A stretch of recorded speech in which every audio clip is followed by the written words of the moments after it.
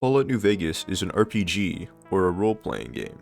You can play the role of a good Samaritan for the Mojave, or an assistant for a treacherous tyrant that supports slavery.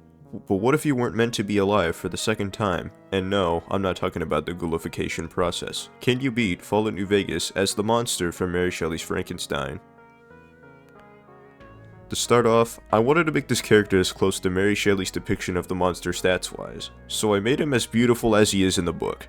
Since the monster's signature way of killing his victims is strangulation in the book, it's only natural that this is a bare fists only playthrough, so strength is at a 10 for doing more damage, intelligence at 10 for most skill points, endurance is at 10 so I can tank more damage from anything, and agility is at 7. I drain charisma because just look at that thing. Plus he learns to talk later in the book despite being about as charismatic as a puddle of vomit. I also drain perception because even though the monster is very perceptive of the environment around him, it's his intelligence that ultimately interprets things as whatever they are accordingly. He learned how society works from the DeLacy family anyways. Luck is at 1 because the monster wasn't able to convince Dr. Frankenstein to make him his dream waifu he always wanted. My attack skills are medicine, unarmed, and barter, and I chose built to destroy and heavy-handed as my traits. After haggling the old man who brought me back to life for the second time for as much garbage as I could, I bartered with Chet, and then talked to Sunny Smiles to do her quest at the start of the game. I'm not sure the monster is a good marksman, but I had no time to waste since it was like 3 in the morning as I played through this run. I then went to punch some dogs in the nearby cave to see how screwed I really was, and oh boy. Remembering how pitiful bare fists are in the early game mentally reopened a few wounds to say the least. I then punched some exotic lizards at the wells, and watched a woman die.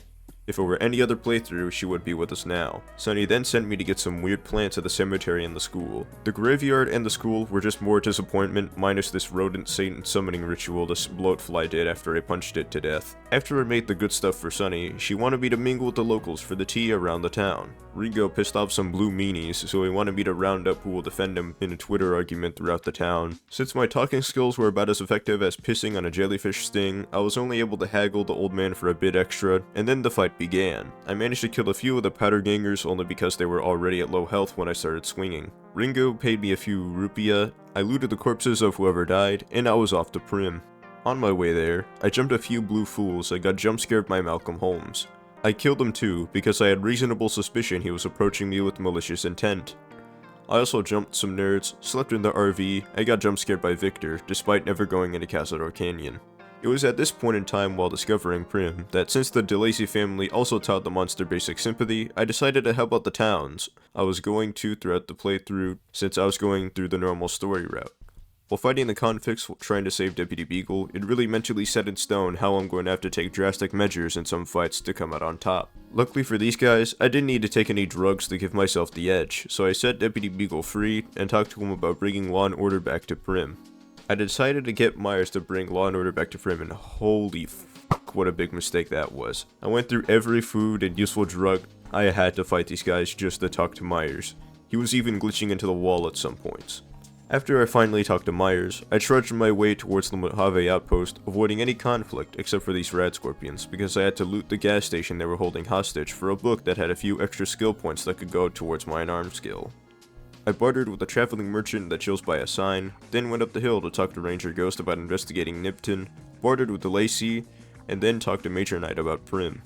I also took the Confirmed Bachelor perk, which is a perk that unlocks the ability to flirt with some male NPCs in game, and also the later Skip Novak school problem. You will all sleep tonight knowing that I made the monster gay. I also took the side quest where you had to kill ants for Ranger Jackson, and this quest sucked too. These ants had hands. After turning in that quest, I went back to Prim to properly restore law and order to Prim, and was off to Nipton. I regrettably fought a few losers with guns at what was supposed to be a rest stop on the road to Nipton.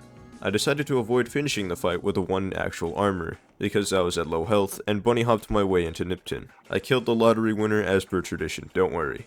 Wolfboy told me about verbally spreading his degeneracy, so I did for a little extra XP back at the Mojave outpost. I also told Ranger Ghost my findings while I was there. I fast traveled back to Nipton and set out to Novak. I fought some hooligans on the road, slept in a shack, bartered with some more traveling merchants, ignored more fools I could have fought, and arrived at Novak. I helped a local rancher with his cow problem by killing a big blue schizophrenic, I avenged a sniper's wife, and then flirted with Manny Vargas to get the last reported location of the dude who dumped me back in Good Springs, and I was off to Boulder City. On the road to Boulder City, I tried fighting some vipers and died. round 2 went much better, because once the one with a grenade launcher put away his grenade launcher, I took down his cronies, and the fight between me and him took much longer than I expected. I lost count of the number of punches he took once it got well into the double digits. When he finally fell, I eventually arrived at Boulder City, and decided to tackle the Great Khan problem by releasing the hostages. I hid behind some rubble as the NCR soldiers gunned down the Khans guarding where Jessup was hiding out. Once they were dead, I went into the building where Jessup was hiding and started swinging. Some NCR soldiers interrupted our little scuffle, and the NCR won the day. I couldn't find Lieutenant Monroe after the fight, so I decided to head through the strip through Camp McCarran. On my way there, I discovered 188 trading post for later, but to also fulfill a canon event once more. The monster kills William in the book, so I decided to kill my least favorite child NPC in all of Fallout, the Forecaster.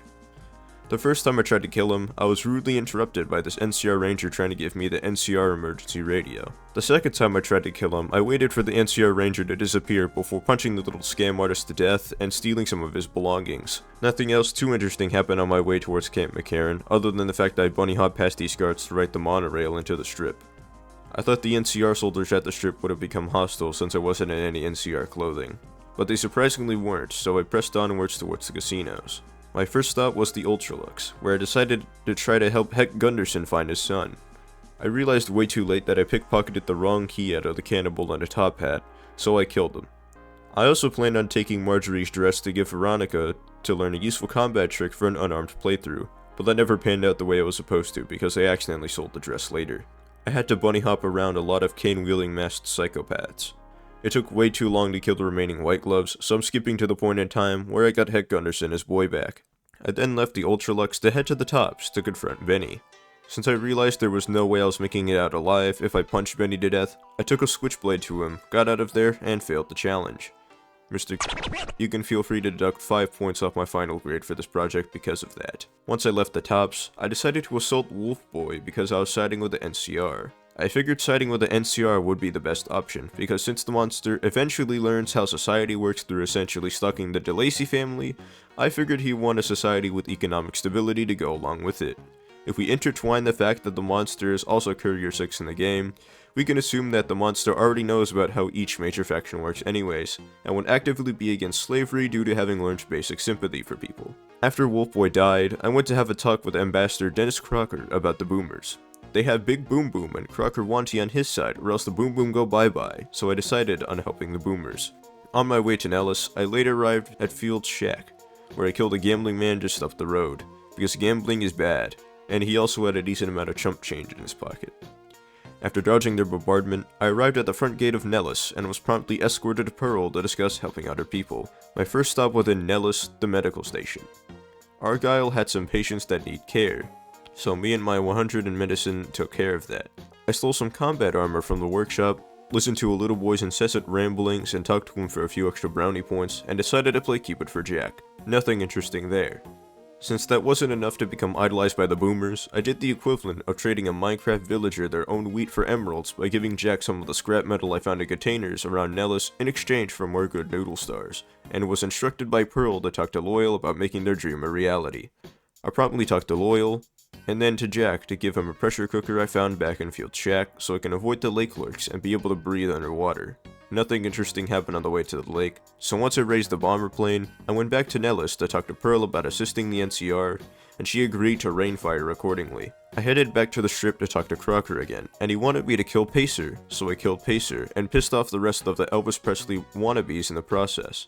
Rex had hands, so I decided to fast travel back to the strip north gate, and go talk to Crocker again.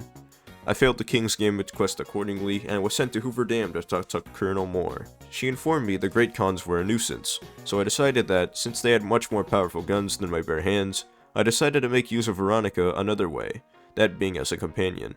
In other words, she did all the work after I gave each Khan a single love tap. It was after killing Jack and Diane in their drug den, where I also realized way too late that the monster eventually learns how to talk, both literally and in a figurative sense. In the book, he was shown to have an extensive vocabulary because he read all those books he found, and I was too late into leveling my melee weapons and unarmed skills for useful perks for combat scenarios in which I was barely engaging in at that point. so I failed the challenge again to use console commands to set my speech skill to 100. You can deduct 5 more points for both enlisting Veronica to destroy the cons and using the console instead of leveling my speech skill respectively. Back in the game, I fast traveled back to Hoover Dam, and Colonel Moore spied with her little eye some prostitute killing freaks at a casino who needed to die. She actually wanted to know what they were up to, but I killed them and lied about their plans because it was like 5 in the morning at this point. She also wanted Mr. House dead, so I went to the Lucky 38, gave the few snow globes I collected to Jane, broke into Mr. House's private chambers to punch the life out of his frail, string bean-like body, and reported back to Colonel Moore. Moore wanted the Brotherhood dead because she wanted to rub in the fact that the Brotherhood Sniper Clan got absolutely destroyed versus the NCR in a 1v1 on Rust no scopes only at Helios 1. Since I forgot to discover Hidden Valley, I had to fast travel back to Gene skydiving to get to Sloan. I killed a few more blue babies on my way towards Sloan. Once I arrived at Sloan, I did the obligatory fixing of the leg on poor little Snuffles. Don't you just love this little nerd? And discovered Hidden Valley by picking some jalapenos. I fast traveled into Hidden Valley to make getting into their bunker easier. Veronica was acting weird as I was trying to get her to scream at Ramos to let us in. 3 swift pickpockets and a self-destruct sequence password later, the Brotherhood went boom, and Veronica essentially told me that I'm dead to her once we left the bunker. I then fast traveled back to Hoover Dam and was informed the president was coming to town. I was put in charge of making sure he doesn't get assassinated, so I reported to Ranger Grant and was ordered to do a security sweep. I didn't do a security sweep. I sat in place while waiting for Ranger Grant to stand in the right place so I can tell him I did so the scripted event could start. The president flew down from his vertibird and proceeded to deliver his speech. For some reason, I thought the president would have had his brains blown out by a Legion spy sooner, so I got impatient, pickpocketed a suspicious fellow, and confiscated a cool Happy Meal toy he had in his pocket, and gave it to Ranger Grant. The president left soon after Ranger Grant received the toy. Since I picked out the Piercing Strike perk and I earlier got the Super Slam perk, I decided to test out my abilities in combat by quick saving and then assaulting Ranger Stevens and his dog. It wasn't even a contest, they both got annihilated. Back in the game, I reported back to Colonel Moore, and it's time for the second battle of Hoover Dam.